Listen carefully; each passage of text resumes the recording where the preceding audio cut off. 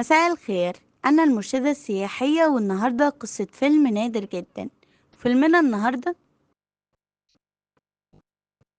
النهاردة الفيلم النادر وحيدة، فيلم من مفقودات السينما المصرية، وتقريبا أول مرة تسمع عنه.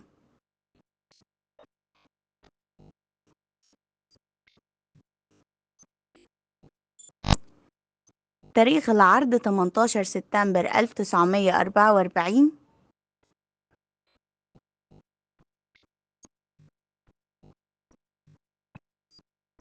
مدة عرض الفيلم 110 دقيقة.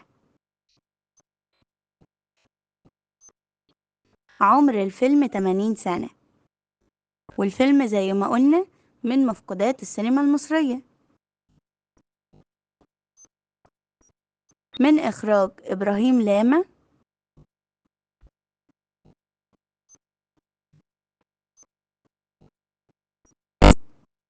وتأليف السيد زيادة،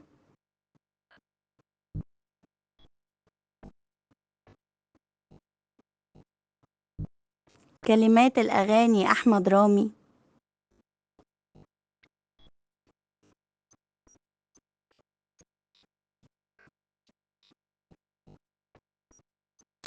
أما عن طاقم العمل فهو من بطولة بدر لاما، بشارة وكيم،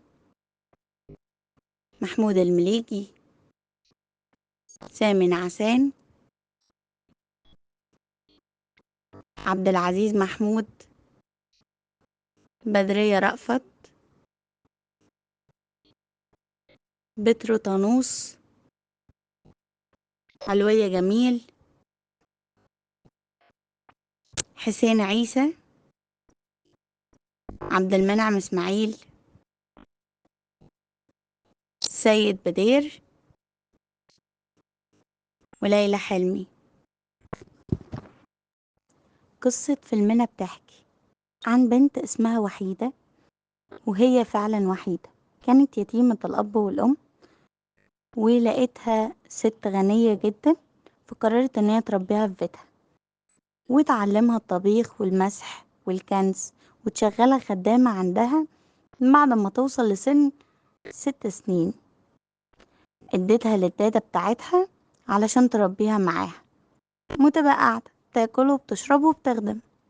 البنت دي كبرت وبقت شابة، عندها 21 سنة. حبت البي، والبي حبها، والبي اسمه ممدوح، ولكن أمه وقفت في الجوازة. قررت إن هي تجوز وحيدة بنت الدادة، تعتبر بالتبني، لسعداوي البواب، ولكن وحيدة بترفض لأن هي بتحب ممدوح، بس ما بيكونش عندها مفر. يعني أنا واحدة غلبانة وهي عاطفة عليا ومقعداني في بيتها وبتأكلني وبتشربني، يعني هي مدت لي ايديها بالخير وانا مش عارفة اعمل ايه. وممدوح طبعا معترض على الجوازة، بس حصل له موقف انه مرض شديد لدرجة انه ما بقاش يقدر يقف قدام امه من كتر المرض، بقى نايم على السرير ليل ونهار، بقى تعبان لدرجة كبيرة جدا. طبعا الست ما قدرتش ابنها وما قدرتش اللي حصل له، وقررت ان هي تستغل الموقف واتجوز وحيدة لسعداوي. وبالفعل كتبت الكتاب على الاتنين، وأول ما اتكتب الكتاب وقع الفريسة في إيد سعداوي، قرر إن هو يعلن خلاص بقى، ما أنا اتكتب كتابي وبقت مراتي، يكسر عين ممدوح. والأم كان عندها رأي تاني، أنا بنقذ ابني من جوازة زي دي، من بنت لقيطة لا ليها أب ولا أم، وكل اللي أعرفه عنها إن هي اتربت في بيتي بس. ممدوح كان عنده رأي تاني نهائي، فضل مستحمل لحد ما خف. قعد فترة طويلة جدا بيعاني من المرض الشديد، وهو عدم الحركة. وعدم القدرة على الكلام نهائيا. وأول ما خف بعد أسبوع تقريبا أعلن إن هو خلاص أنا خفيت وشلت وحيدة جدا من دماغي، وقرر إن هو ياخد وحيدة ويهرب، وهي متجوزة سعداوي.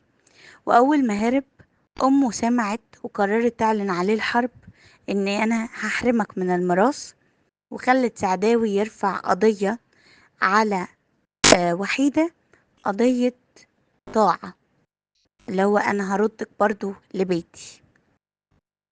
بس في الوقت ده ممدوح ما كانش عارف يعمل ايه، الدنيا اتشالت واتحطت فوق دماغه. فقرر ان هو يلعب لعبة بسيطة، ان هو يجيب سعداوي ويعرض عليه فلوس مقابل ان هو يتطلق او يطلق وحيدة ويسيبها له. طب الفلوس دي قد ايه؟ مثلا 10,000 جنيه. وفي الوقت ده ال10,000 جنيه كانت تشتري عزبة، مش تشتري فيلا. فطبعا سعداوي عشان كان راجل طماع فوافق، وفعلا خد ال10,000 واتنازل عن قضية الطاعة وطلقها. ووحيدة اتجوزت ممدوح، وقف قدام أمه يعلن جوازه من وحيدة البنت اللقيطة اليتيمة اللي ملهاش حد. وأمه طبعا ما كانش قدامها أي حل من الأحوال غير إن هي ترضخ للأمر الواقع وترجع ابنها تاني لحضنها، لأن هو كان وحيد وما عندوش غيرها. قررت إن هي تاخد البنت البسيطة دي وتربيها تاني وتبقى مرات ابنها. وانتهى الفيلم نهاية حلوة جدا، إن وحيدة وممدوح اتجوزوا وانتهى نهاية سعيدة. فعقبال ما كل الناس تعيش في سعادة. لو عجبك الفيديو متنساش تعمل اشتراك ولايك للفيديو، مش هتخسر حاجة، ونورتنا مقدما. شكرا جدا. سلام عليكم.